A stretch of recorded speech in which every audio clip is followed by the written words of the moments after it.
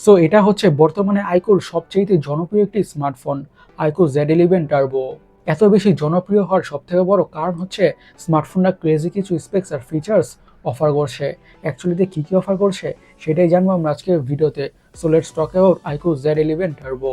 শুরুতে ফোনটার ডিজাইনের কথা বললে damn, this phone really looks beautiful or screams premiumness. এটা তো বলতেই হয়। ফোনটা দেখতে কিন্তু খুবই সুন্দর বা বিউটিফুলি লাগছে। ফোনটির ব্যাক প্যানেলের গ্রেডিয়েন্ট অথবা গ্লসি টাইপ ফিনিশের কারণে ফোনটির প্রিমিয়ামনেস আরও বেশি বেড়ে গিয়েছে।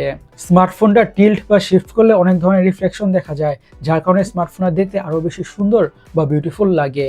ফোনটার ওজন হচ্ছে 202 গ্রাম, যার ফলে ফোনটাকে হাতে হোল্ড করতে অনেকটা ভালো ফিলই পাওয়া যাবে।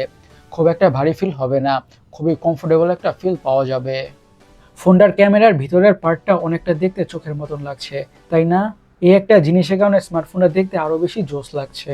স্পিকিং অফ জোস, ফোনটার ডিসপ্লে স্পেক্সটাও জোস। ইউজ করা হয়েছে 6.5 ইঞ্চের AMOLED display with 144 hertz, yes 144 হার্জের রিফ্রেশ রেট। আরও থাকছে 1 বিলিয়ন কালারের সাপোর্ট এবং 5000 নিটসের পিক বা ম্যাক্স ব্রাইটনেস। এই প্যানেলটা H2H সিমেট্রিক্যাল বেজেলস হওয়ার কারণে যে কোনো ধরনের content, YouTube videos, movies, series, anything watch করে বা দেখে ক্রেজিভাবে এনজয় করা যাবে। আর 144 হার্জের রিফ্রেশ থাকার কারণে স্ক্রোলিং করে, ব্রাউজিং করে বা গেমিং করে যে কোনো ধরনের টাস্কই পারফর্ম করে ক্রেজি গুড স্মুথনেসের ফিল তো পাওয়া যাবেই। আর যেহেতু থাকছে 5000 নিটসের পিক বা ম্যাক্স ব্রাইটনেস, তার মানে হচ্ছে আউটডোর ভিজিবিলিটি অনেকটাই ভালো হতে যাচ্ছে। ফোনটার ডিসপ্লে কোয়ালিটিটা এক্স্যাক্টলি ফ্ল্যাগশিপ লেভেলের, এটা বলাই যেতে পারে। স্পিকিং অফ ফ্ল্যাগশিপ, ফোনটাতে ইউজ করা হয়েছে স্ন্যাপড্রাগন 8 Gen 5।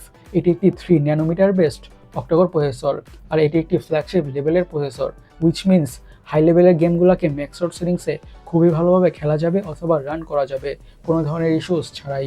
এবং day to day regular task, social media using, switching between apps, multitasking, এমন যা ধরনের টাস্ক বা কাজ আছে ফোনটা ইজির সাথে বা ব্যাটারি স্মুথভাবে হ্যান্ডেল করে ফেলবে।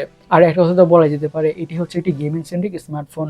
সো যারা গেমার্স আছেন অথবা গেমিং করতে খুবই লাইক করেন, তাদের কাছে স্মার্টফোনটা টপ প্রায়োরিটিতে থাকবে। ফোনটার র্যাম এবং স্টোরেজ ভেরিয়েন্টসের কথা বলে থাকছে 12 GB RAM, 256 GB storage, 16 GB RAM, 256 GB storage, 12 GB RAM, 512 GB storage, 16 GB RAM, 512 GB storage, 16 GB RAM, 1 TB storage. এখন ফোনটার আরেকটা ক্রেজি পার্ট, অপটিক্স বা ক্যামেরাকে নিয়ে কথা বলা যাক। ইউজ করা হয়েছে 200 মেগাপিক্সেল, ইয়েস ফ্রিকিং 200 মেগাপিক্সেলের প্রাইমারি সেন্সর উইথ পিডিএফ আর ওয়াইএস। আর সেকেন্ডারি ক্যামেরাটা হচ্ছে 8 মেগাপিক্সেলের আল্ট্রা ওয়াইড অ্যাঙ্গেল সেন্সর। আর ফোনটির ফ্রন্টে ইউজ করা হয়েছে 32 মেগাপিক্সেলের সেলফি ক্যামেরা। ফোনটির এই 200 মেগাপিক্সেলের প্রাইমারি সেন্সর থেকে ক্রেজি গুড পিকচার্স আর ভিডিওস পাওয়া যাবে। বলা যেতে পারে ফ্ল্যাগশিপ লেভেলের পিকচার্স আর ভিডিওস পাওয়া যাবে। ফোনটির পিকচার কোয়ালিটি থেকে এবং ভিডিও কোয়ালিটি থেকে একেবারে ডিসঅ্যাপয়েন্টেড হতে হবে না। আর ইন জেনারেলি আইকোর স্মার্টফোনগুলো খুবই ভালো কোয়ালিটির পিকচার্স আর ভিডিওসই প্রোভাইড করে থাকে। ফোনটাতে আরও থাকছে ডুয়াল স্টেরিও স্পিকার্স। সিকিউরিটির কথা বলে ইউজ করা হয়েছে under display optical fingerprint sensor. এখন ফোনটার আরও একটি ক্রেজি পার্ট নিয়ে কথা বলা যাক, সেটা হচ্ছে ব্যাটারিটা। ফোনটাতে ইউজ করা হয়েছে হিউজ বা giant 7600 mAh battery, yes freaking 7600 mAh battery. আরও থাকছে 100 ওয়াট ফ্রিকিং 100 ওয়াটের ফাস্ট চার্জিংয়ের সাপোর্ট। এই 7600 mAh ব্যাটারি থেকে ফোনটাকে মিডিয়ামভাবে ইউজ করলে খুব ইজিলি 3 থেকে 3.5 দিনের ব্যাটারি ব্যাকআপ তো পাওয়া যাবেই। আর সাথে প্রোভাইড করা 100 ওয়াটের চার্জার দিয়ে ফোনটা ক্রেজি ফাস্ট বা মারাত্মক ফাস্ট ফুল চার্জ হয়ে যাবে।